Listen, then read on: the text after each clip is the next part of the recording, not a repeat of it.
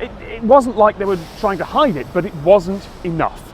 It had to be clear before you clicked on the video that it was an advert.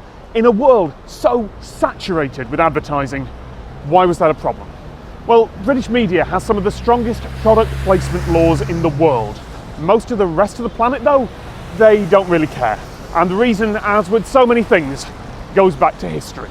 Back in the first years of television, all Britain had was the BBC from Alexandra Palace, paid for not by advertising, but by a yearly tax on anyone who owned a television. And that's still true. So advertising wasn't and isn't allowed on the BBC. In the United States, though, they had commercial television right from the start. And a show's host would regularly interrupt their patter to give a personal endorsement down the camera for a better brand of umbrella.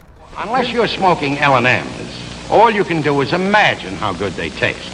But in the UK, that sort of thing was seen as horribly tacky. When commercial TV launched here, ad mags, weird half soap opera, half infomercials existed for a few years, but it just wasn't the British way of doing things, darling. So in the 60s, strict rules were laid down.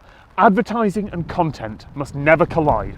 No product placement at all, which led to some things that Americans would find very strange. Our version of The Price is Right, for example, couldn't mention brand names. You might win a brand new car, but the announcer would never say what make of car it was.